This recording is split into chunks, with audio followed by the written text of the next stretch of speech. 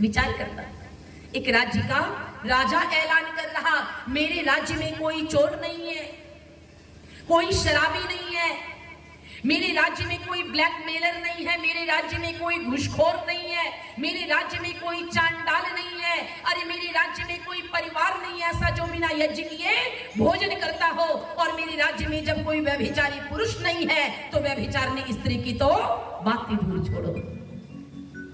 मेरे भाइयों, विचार करना, एक राज्य का राजा ऐलान किया करता था। मैं आज जो लोग बैठे हैं, आप अपनी 4 संतानों के लिए क्या ऐलान कर सकते हो ये कि किसी प्रकार की बुराइयां मेरे चारों बेटे में नहीं है? चलो 4 नहीं 3 के लिए कर सकते हो, चलो 3 नहीं 2 के लिए कर सकते हो। आज एक संतान की गारंटी भी हम लेने को तैयार नहीं है कि हमारे बेटे के अंदर कोई प्रकार की बुराई नहीं है। तब हमारे राज्य का राजा ऐलान किया करता था। क्यों? क्योंकि आज हमने संतान का निर्माण करना छोड़ दिया है। आज हमने संतान का निर्माण करना छोड़ दिया है, जिसका दुष्परिणाम क्या हुआ? अरे हमारे देश में 4 आश्रमों की व्यवस्था थी। जब आप वेदों को पढ़ोगे, जब आप पुराणों को पढ़ोगे, जब आप उपनिषदों को पढ़ोगे, सभी शास्त्रों में लिखा है हमारी भारतवर्ष में मनुष्य के जीवन में 4 आश्रम हुआ करते थे। वो कौन कौन सा? तो कहा पहला आश्रम ब्रह्मचर्य आश्रम हुआ करता था। पहला आश्रम ब्रह्मचर्य आश्रम हुआ करता था, और दूसरा आश्रम आप लोग बताएं, दूसरा आश्रम गृहस्थ आश्रम। पहला ब्रह्मचर्य और दूसरा गृहस्थ, और फिर कहा तीसरा जो होता था वानप्रस्थ होता था। रहते तो घर में थे लेकिन साधुओं वाला जीवन जीते थे। कहा वानप्रस्थ तीसरा आश्रम, और चौथा होता था संन्यास आश्रम। लेकिन जब से हमने संस्कार देना छोड़ दिया, 2 आश्रम और बढ़ गए। और कौन से जी? जब से हमने संस्कार देना छोड़ दिया, 2 आश्रम और बढ़ गए। वो कौन कौन से? एक अनाथ आश्रम और दूसरा वृद्धाश्रम। हमारे देश में पूरी रामायण में आपको कहीं वृद्धाश्रम देखने को नहीं मिलेगा, कहीं आपको अनाथ आश्रम देखने को नहीं मिलेगा, कहीं अनाथ बच्चे आपको नहीं नजर आएंगे। लेकिन आज हम देख रहे हैं शहर शहर में अनाथालय खुल गया है। जो हमारे विदेशों में ओल्ड होम की व्यवस्था हुआ करती थी, जो विदेशों में फादर्स डे मदर्स डे मनाया जाता था, एक दिन निर्धारित किया जाता था ओल्ड होम में अपने माँ बाप से जाकर बच्चे मिलते थे। बाप से जाके मिले तो फादर्स डे, और माँ से जाके मिले तो मदर्स डे। लेकिन आज हमारे भारतवर्ष में मदर्स डे फादर्स डे की जरूरत क्या है भाई? विचार करना, हमारे देश में इन चीजों की कोई जरूरत नहीं है। अरे हमारा भारतवर्ष तो वो देश है जिस देश में प्रतिदिन मदर्स डे और फादर्स डे मनाया जाता था। प्रातः काल उठ के रघुनाथा, माता पिता गुरु नाम नहीं माता। अरे भगवान राम प्रतिदिन मदर्स डे मनाया करते थे, प्रतिदिन फादर्स डे मनाया करते थे। लेकिन आज हम साल में 1 बार मना रहे हैं, और मम्मी भी खुश कि मेरे लिए केक काट रहा है बेटा। क्यों केक लाते? मम्मी केक काटो, आज मदर्स डे है, मम्मी भी खुश है। अरे रोज तुम्हारा बेटा तुम्हारे चरण छुए, उससे बड़ी खुशियां क्या हो सकती है? फादर्स डे के दिन पिता से केक कटवाते हैं। ये केक की प्रथा हमारी नहीं है। आज एनिवर्सरी मनाई जाती है, जब सालगिरह होता है तो दूल्हा दुल्हन फिर से तैयार होते हैं। भले 364 दिन लड़े हो, भले 364 दिन माथा फोड़ी किए हो, लेकिन 365वां दिन दोनों एक दूसरे को हैप्पी एनिवर्सरी। विचार करना, ये हमारी संस्कृति नहीं है, ये अंग्रेजों की संस्कृति थी। क्योंकि उनके यहाँ ना रुमाल की तरह दूल्हा दुल्हन बदला जाता है। मन भर गया दुल्हन बदल गई, मन भर गया दूल्हा बदल गया। पर हमारे यहाँ तो ईश्वर को साक्षी मानकर, याद रखना मैरिज का अपोजिट क्या होता है जी? मैरिज का अपोजिट डाइवर्स, मैरिज का अपोजिट डाइवर्स, निकाह का अपोजिट तलाक, और विवाह का अपोजिट बना ही नहीं है। विवाह का अपोजिट बना ही नहीं है। अरे हम लोग कबूल कर लेते हैं, कबूल है कबूल है कबूल है, हमने खुद कबूल किया, हमने खुद ना कबूल कर दिया। हमने खुद मैरिज किया और हमने खुद डाइवर्स कर दिया। लेकिन जब हमने विवाह किया तो हमने सारे देवी देवताओं का आह्वान किया, पूरे गांव मोहल्ले के लोग आए, सब हमारे बड़े बुजुर्ग आए, हमने ईश्वर को साक्षी मानकर एक दूसरे को पति पत्नी के रूप में वर्ण किया। जब भगवान ने जिस रिश्ते को खुद जोड़ा है, उस रिश्ते को कोई तोड़ नहीं सकता है। इसलिए विवाह का अपोजिट वेदों में कोई नहीं है। इसलिए एक बार जुड़ गया जीवन तो फिर जुड़ गया। लड़के मरो या मर के जियो, हंस के जियो या लड़के जियो, जीना है इसी के साथ।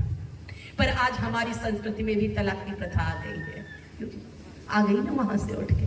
पर ये हमारी प्रथा नहीं है, हमारे वेदों में कहीं भी जिक्र नहीं है। आपको बाइबल में मिल सकता है डाइवोर्स, आपको कुरान में मिल सकता है तलाक, पर वेदों में कहीं आपको तलाक शब्द का, तलाक का तो भी नजर नहीं आएगा। लेकिन आज हम अपनी संस्कृति से दूर होकर खुश हो रहे हैं। आज बच्चे माँ को माँ, गांव में माई अम्मा ऐसे कहते थे ना, अब क्या कह रहे हैं? मम्मी। क्यों जी, क्या कहते हैं? मम्मी। और हाई फाई फादर को क्या कहते हैं? डैड। अब एक बात बताना, मम्मी का अर्थ क्या होता है? मम्मी का अर्थ नहीं पता? डैड बड़ी। मम्मी का अर्थ डैड बड़ी। मरी हुई बॉडी को मम्मी कहते ना, क्यों बच्चों? मम्मी किसे कहते हैं? आप लोग इंग्लिश में पढ़े होंगे ना। मम्मी मतलब डैड बड़ी, और डाई का भीतरी डैड। डाई मीन्स मरना और डैड मीन्स मरा हुआ।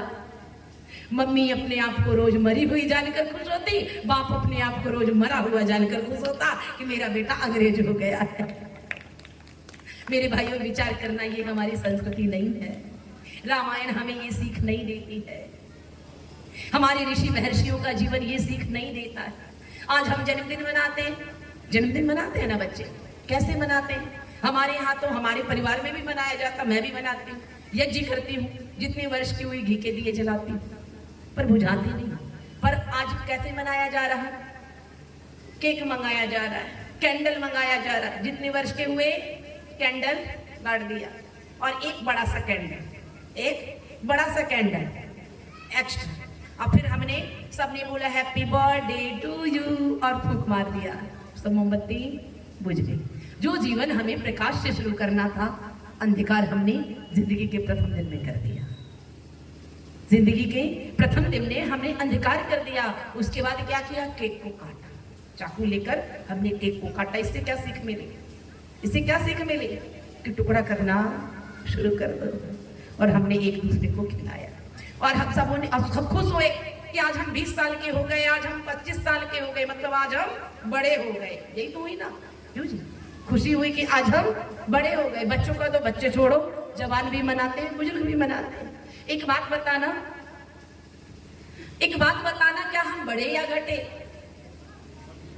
कहा ज़ेरे गर्दो उम्र अपनी दिन ब दिन बढ़ती गई, ज़ेरे गर्दो उम्र अपनी दिन ब दिन बढ़ती गई, जिस कदर बढ़ते गए हम जिंदगी घटती गई, और हम खुश हो रहे हैं। अरे अगर जन्मदिन मनाना है, यज्ञ कराओ, विद्वानों को बुलाओ, और अपने 365 दिन का आकलन निकालो कि हमने इतने वर्षों में किया क्या, इतने वर्षों में हमने किया क्या, और अपना हर वर्ष एक गोल तैयार करो कि इस वर्ष मुझे इसको प्राप्त करना है, इस वर्ष हमें ये प्राप्त करना है। लेकिन आज हमने क्या कर रखा है? जिंदगी को मजाक बनाकर रख दिया है। आज मंचों से राम कथा होती है, मंचों से कृष्ण कथा होती है, चुटकुला सुनाए, ठहाका लगाए, हंसा दिया, रुला दिया। कथा वाचक बहुत अच्छे थे, क्यों जी? जिसने हंसा दिया, कथावाचक बहुत अच्छे थे, बहुत सुंदर टीका चंदन था, खूब जटा जूट था। भले हमने जीवन में कुछ धारण किया या नहीं किया, उससे कोई बड़ी बात नहीं। हमने लाखों दिया, आज लाखों में हो रहा है ना, लाखों करोड़ों में कथाएं होती है, पर उससे जीवन में कितना परिवर्तन आया? अगर कथा सुनकर जीवन की व्यथा नहीं मिटी तो उस कथा का कोई लाभ होने वाला नहीं है। कहते हैं सारा मंत्रिमंडल चाहता है कि राम राजा बने, पूरी अयोध्या की प्रजा चाहती है कि राम राजा बने, और राम को सूचना भी मिल गई, राम कल की तैयारी कर ले, कल तू राजा बनने वाला है। पूरी सड़कों पर इत्र का छिड़काव किया जा रहा है। अयोध्या के हर दरवाजे पर तोरण और पुष्प लटके हुए हैं, फूलों की माला से सारा दरवाजा सजा हुआ है।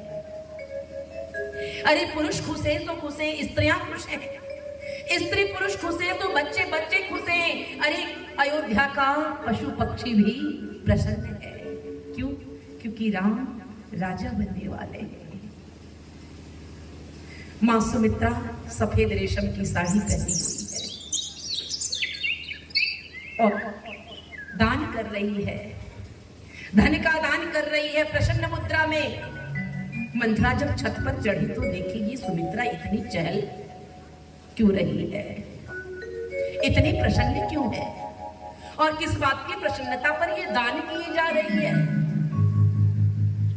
राम की धात्री सामने नजर आई, भगवान राम की धात्री नजर आती है। पूछा कि आज है क्या, आज सुमित्रा इतनी खुश क्यों है, आज अयोध्या को दुल्हन की तरह सजाया गया है, चारों ओर से खुशबू आ रही, मंत्रों का स्वाहा स्वाहा उच्चारण सुनाई दे रहा है। किस बात की खुशियां मनाई जा रही अयोध्या नगरी में। वो धात्री प्रसन्न मुद्रा में कहती है, अरे मंत्रा तुझे नहीं पता, अरे मंत्रा तुझे नहीं पता, आज राजा राम बनने वाले हैं, आज राम राजा बनने वाले हैं। देखो पूरा अयोध्या नगरी खुश है। जब इतना सुनना था कि ये कुबड़ी कुबड़ी तो थी और झुक गई, झटका लग गया और अपने कुंवर को संभालते संभालते पहुंचती है कैकेयी के कक्ष में और देखती है कि कैकेयी भी बड़ी प्रसन्न मुद्रा में है, नई नई साड़ियां पहन रखी है, रेशमी कपड़े, हीरे जवाहरात रात से सजी हुई है और कहती है, ए मूर्खे तू आज इतनी प्रसन्न क्यों है, आज तू इतनी खुश क्यों है। वो एक गले से हीरे का हार उतारती है और मंथरा के गले में डाल देती है। मंथरा मैं ही नहीं खुश, पूरा अयोध्या नगरी खुश है और ये ले खुश होकर आज मैं तुम्हें हीरे का हार देती हूँ। वो हार अपने गले से निकाल कर फेंकती है मंथरा और कहती है, मूर्खा इसे तू अपने पास रख। किस बात की खुशी मना रही है, किस बात की खुशी मना रही तू अपनी दासी बनने की। राम राजा बनने वाले हैं, इस बात से तू खुश हो रही। अरे पागल, अगर राम राजा बने तो राम की मां राजमाता बनेगी और सुमित्रा के साथ जो तूने अन्याय किया है वो गिन गिन कर बदला लेगी। अब तक तो तू राजा के प्रेम पर, दशरथ के प्रेम पे इतरा रही थी कि दशरथ तुमसे बहुत प्रेम करते थे और इस अभिमान में तूने उसके साथ बहुत अन्याय किया। और फिर सुमित्रा, जब कौशल्या का बेटा राम राजा बन जाएगा तब तो वो इस अपमान का बदला गिन गिन कर लेगी। किस बात पर तू खुश हो रही। अरे जो ही राम राजा बनेगा ना, राम तो ऐसे ही बहुत बुद्धिमान है, चारों दिशाओं में उसकी बुद्धि चलती है और जो ही वो राजा बनेगा तुरंत भरत को मरवा देगा।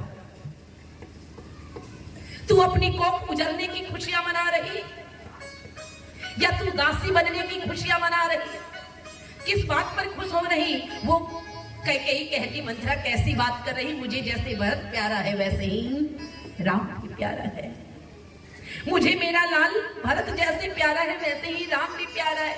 ऐसी बातें तू राम के लिए न कर। अरे राम तो अपनी मां कौशल्या से भी ज्यादा मुझ पर प्रेम की वर्षा करता है।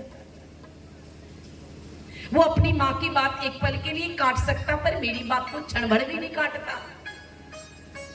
अरे वो मां अपनी मां की सेवा करे ना करे पर रात में मेरी सेवा किए बिना वो सोता नहीं है। अरे भरत से ज्यादा प्यार मुझसे राम करता है, तू कैसी बात कर रही। फिर कह रही, मूर्ख तुझे समझाना मूर्खता है। अरे तू पागल हो गई है, तेरी कोख सुनी होगी, राम राजा बनेगा तुरंत भरत को मरवा देगा और गिन गिन कर कौशल्या तुझसे बदला लेगी और जो महाराज तुम पर प्रेम की वर्षा करते हैं तुमसे छिड़कर कौशल्या पर प्रेम बरस जाएगा। अब भी एक समय है, अगर मौका का फायदा ना उठाई ना तो जिंदगी भर हाथ मलती रह जाएगी। तेरी कोख भी सुनी होगी और तू दासी भी बनकर कौशल्या के पीछे पीछे घूमती चलना। जब इतना सुनना था, कहते हैं विनाश काले विपरीत बुद्धि, जब विनाश आता है ना तो बुद्धि हमारी विपरीत हो जाती है। अब ये कैकेयी कहती है, देख तू नहीं रहती तो मेरा क्या होता। कैकेयी मंत्रा से कह रही है, अरे सबसे भला सोचने वाली तो तू ही है, इसीलिए तो मेरे पिता ने विदाई में तुझे मेरे साथ लगा दिया था। अब बता मैं क्या करूं, अब क्या किया जा सकता है। अब तो राम का राज्याभिषेक होने वाला है, सारी सामग्रियां मंगा ली गई है, पूरी तैयारी कर ली गई है, प्रातः राम का राज्याभिषेक होगा। अब ये मंत्रा कहती है, देवासुर संग्राम की घटना तूने मुझे बताई थी, जब देवताओं की तरफ से दशरथ इंद्र का सहयोग करने गया था। महाराज, जब इंद्र के सहयोग में देवासुर संग्राम में इंद्र की तरफ से लड़ रहे थे, वो क्षतिग्रस्त हो गए थे, फिर तूने सारथी बनकर उनके रथ को संभाला था और देवासुर संग्राम से उनके प्राण की रक्षा करके उनको बचाई थी। तूने ही तो बताया था पागल कि महाराज ने तुझे 2 वरदान दिए थे, पर तूने कहा था महाराज मुझे अभी वरदान की आवश्यकता नहीं है, वक्त पर मैं मांग लूंगी। कैकेयी अब यही मौका है, अब यही मौका है, 2 वरदान तू मांग ले। और पहले वरदान में मांग कि भरत का राज्याभिषेक, पहले वरदान में मांग कि भरत का राज्याभिषेक, और दूसरे वरदान में मांग ले राम का 14 वर्षों का वनवास। और केवल राम का वनवास ही नहीं मांगा, जटाजूट धारण करके साधु के वेश में कुछ भी वो अपने साथ ना ले जाए। कहा जटा धारण करके राम के लिए वनवास मांग और भरत के लिए राज्याभिषेक मांग। कहते हैं और वो जाती है कोप भवन में, अपनी स्थिति को बिगाड़ती है, कोप भवन में जाकर अपनी स्थिति को बिगाड़ती है, बाल को खोलकर जूड़ा बनाती है, गांठ लगाती है अपने बालों में, अपने जेवरों को उतार कर जमीन पर फेंक दे रही, और वो जेवर ऐसे शोभायमान धरती पर हो रहे जैसे बादल में सितारे टिमटिमा रहे हैं। कहते हैं मलिन वस्त्र पहनकर बैठ गई, जमीन पर लेट गई बिना बिस्तर के। और जब महाराज दशरथ ढूंढते आए मेरी कैकेयी कहाँ है, तो एक सेविका ने बताया कि वो तो कोप भवन में है। और दशरथ जब कोप भवन में जाते हैं तो स्थिति देखकर द्रवित हो जाते हैं। कहते हैं हे प्राण प्रिय, हे भामिनी, ये क्या दुर्गति कर रखा है तुमने। पूरी अयोध्या नगरी खुशियां मना रही, तुझे कौन सा बीमारी पकड़ लिया है, किसी रोग से ग्रसित है क्या? क्या तू किसी का भला करना चाहती? बता मैं तेरे लिए क्या करूं। तेरे ऊपर ये रंग शोभा नहीं दे रहा, तेरी स्थिति देखकर मुझे दुख हो रहा, बता मैं तेरे लिए क्या करूं, तू क्या चाहती है? अरे पूरी अयोध्या नगरी खुशियां मना रही है, बता मैं तेरे लिए क्या कर सकूं। तू जो चाह मैं करूंगा, तू जो मांग ले मैं दे दूंगा। अरे मैं राम की सौगंध खाता हूं, अगर मुझे दुनिया में सबसे ज्यादा प्यारा है तो तुझसे भी प्यारा मुझे मेरा राम है। और मैं राम का सौगंध खा के कहता हूं, मैं राम की सौगंध खाकर कहता हूं कि तू जो मांगेगी मैं दे दूंगा। जब इतना सुनना था कैकेयी सोची अब काम बन जाएगा, जब राम की कसम खा लिए हैं तो अब तो ये बात से मुकरने वाले नहीं है। फिर वो कहती है महाराज सोचो, तुम इक्ष्वाकु वंश के हो, तुम्हारे ही वंशज हुए जो कबूतर की रक्षा के लिए अपने जांघ का मांस देकर कबूतर की रक्षा किए थे। बाज को अपने जांघ का 2 किलो मांस देकर कबूतर की रक्षा किए थे। तुम उसी वंश से हो, तुम उसी इक्ष्वाकु वंश से हो जिसमें अपने प्राणों का त्याग कर दिया गया पर अपने वचन से अडिग नहीं हुआ राजा। देख लो, वो दशरथ कहते हैं क्या तुम्हें अपने प्रेम पर विश्वास नहीं है? तुम्हें पता है कि तीनों रानियों में सबसे ज्यादा प्यार मैं तुमसे करता हूं, क्या तुम्हें मेरे प्रेम पर विश्वास नहीं है? तुम्हें इतना प्रमाण देने की आवश्यकता है? मांग, तू क्या मांगना चाहती है? मैं तुम्हें वचन देता हूं, तू जो मांगेगी मैं तुझे दे दूंगा। आज मेरा हृदय बहुत प्रसन्न है, मेरा राम राजा बनने वाला है। वर्षों से जिस स्वप्न को मैंने देखा था वो स्वप्न मेरा पूरा होने वाला है। प्रातः मैं कसम राम की खाता हूं, तू जो मांगेगी मैं तुम्हें दे दूंगा। वो कहती खड़ी होती है और कहती है, महाराज आपके पास मेरे 2 वरदान बाकी हैं। देवासुर संग्राम में जब मैंने आपकी रक्षा की थी तो आपने मुझे 2 वरदान देने का वचन दिया था और मैंने कहा था अभी जरूरत नहीं, बाद में मांग लूंगी। आज मुझे 2 मेरे वरदान दे दो। और पहला वरदान ये दो कि भरत का राज्याभिषेक कर दो। पहला वरदान भरत का राज्याभिषेक कर दो और दूसरा वरदान राम को 14 वर्षों के लिए वनवास भेज दो। जब इतना सुनना था, दशरथ खुद को गिरते गिरते संभालते हैं, क्षण भर के लिए मूर्छित हो जाते हैं और कहते हैं, कहते तुझे ये क्या हो गया है? अरे उस राम के लिए तू वनवास मांग रही, जिस राम ने अपनी मां कौशल्या से भी ज्यादा प्यार तुमसे किया। अरे तू प्रेम के आड़ में मेरे साथ इतना बड़ा दगा करेगी, मुझे पता नहीं था। वो कहते हैं कौशल्या के लिए, कार्येषु मंत्री कर्णोषु दासी, भोजेषु माता शयनेषु रंभा, धर्मेन कूला छवया धरित्री, सर्वगुण संपन्न भार्या दुर्लभा। कहा कार्य में मंत्री के समान मंत्रणा देने वाली, कार्य में मंत्री के समान सलाह देने वाली, कर्णोषु दासी सेवा में दासी के समान सेवा करने वाली। भोजन में अगर बेटा 2 रोटी खाए तो मां जबरदस्ती कहती बेटा 1 और ले ले। कहा भोजेषु माता, भोजन कराने में मां की तरह भोजन कराने वाली, स्नेह से।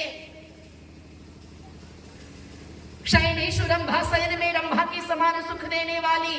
धर्मेन कूला क्षमाया धरित्री, धर्म के अनुकूल चलने वाली और क्षमा में धरती के समान क्षमा दान देने वाली। अरे 6 गुणों से परिपूर्ण कौशल्या का त्याग करके मैंने तुझसे प्रेम किया और तूने मेरे साथ इतना बड़ा दगा किया।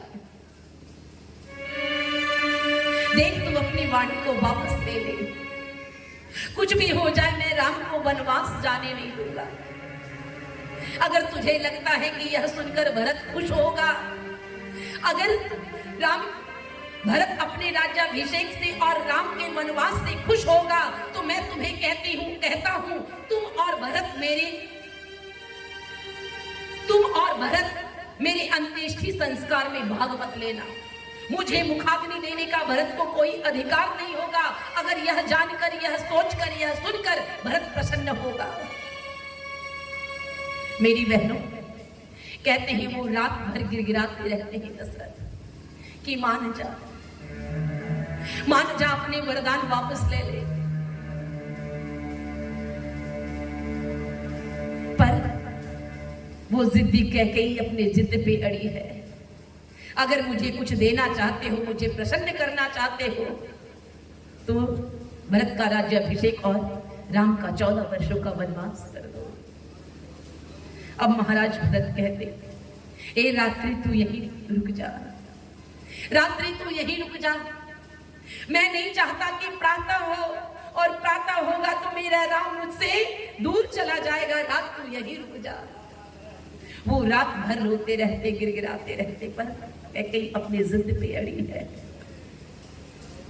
और जब प्रातः होता है तो राम को बुलाने भेजा जाता है। राम को सब लोग समझाते हैं, कैकेयी को सब लोग समझा रहे हैं, पूरा मंत्री परिषद समझा रहा है कि कैकेयी अपने जिद को छोड़ दे। और किस प्रकार समझा रहा,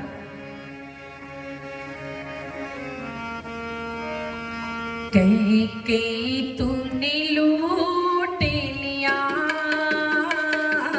दशरथ के खजाने को,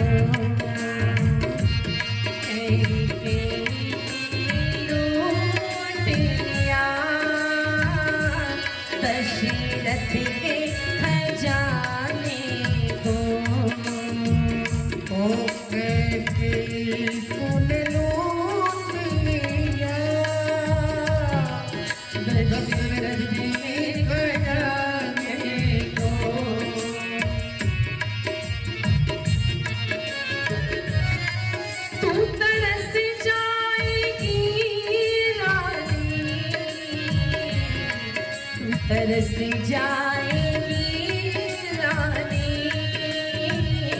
अपनी मांगे सजाने को।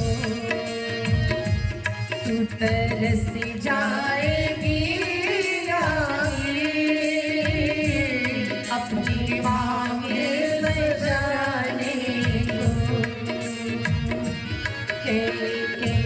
तूने लूट लिया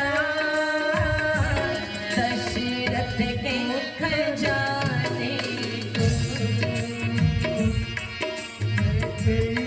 तूने लूट लिया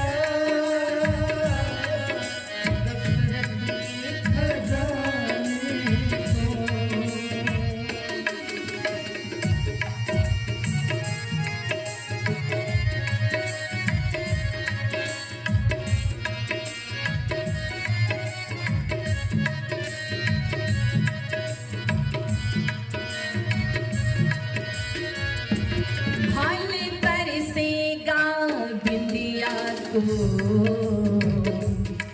बाल तरसेंगे गजरे को।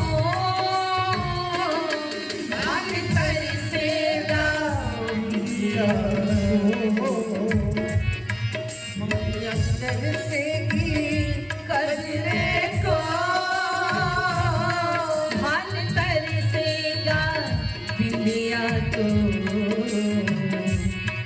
बाल तरसेगा गजरे को। हाथ तरसेंगे कंगन को।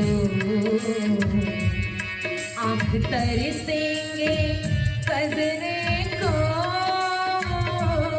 तू तरस जाएगी रानी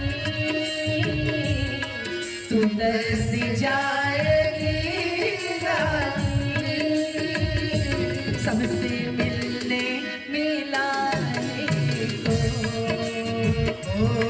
तू तरस जाएगी रानी सबसे मिलने मिलाने को। तूने लूट लिया दशरथ के खजाने को। तूने लूट लिया दशरथ के खजाने को।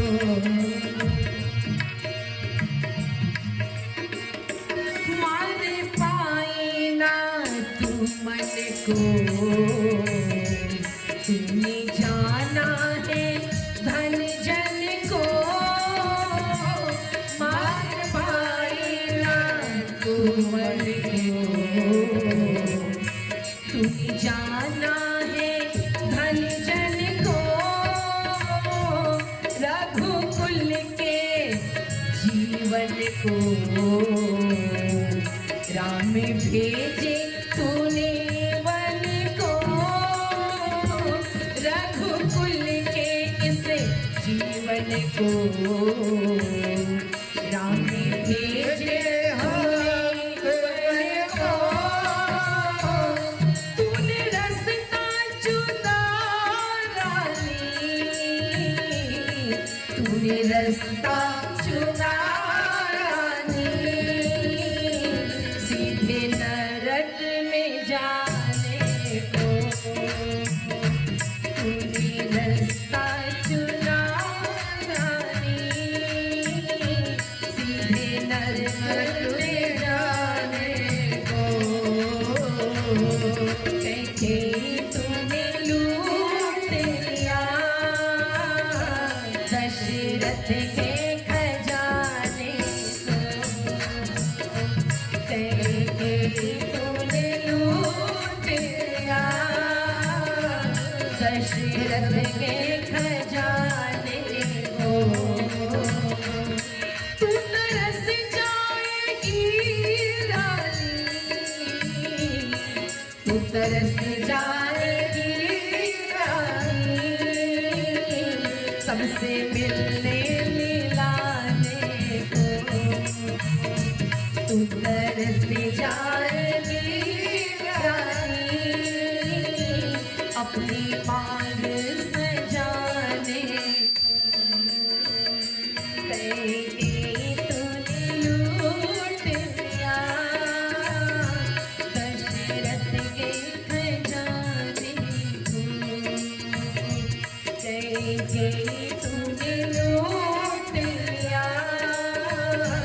दशरथ के खजाने को करेंगे तुझे लूट लिया, दशरथ के खजाने को, दशरथ के खजाने को। विचार करना मेरी माता, हम देखते हैं किस प्रकार दशरथ मना मना के थक गए, पर कैकेयी अपने जिद पर अड़ी है। क्योंकि कल भी बताया था ना मैंने, बालहट्ठ अगर अपने आप पर आ जाए तो घर वालों को नतमस्तक होना पड़ता है। लेकिन उससे भी भयंकर हट्ट कौन सा होता? त्रियाहट्ट। त्रियाहट्ट अगर अपने आप पर आ जाए तो पीछे हट्ट के सिवा कोई हट्ट चलता नहीं है। और समय अपनी गरिमा से आगे बढ़ता जा रहा है। जब सब अपने नियम से बंधा हुआ है तो हम नियम का उल्लंघन क्यों करें? आइए दो पंक्ति हम सब मिलकर बोले, फिर अपनी वाणी को विराम दें।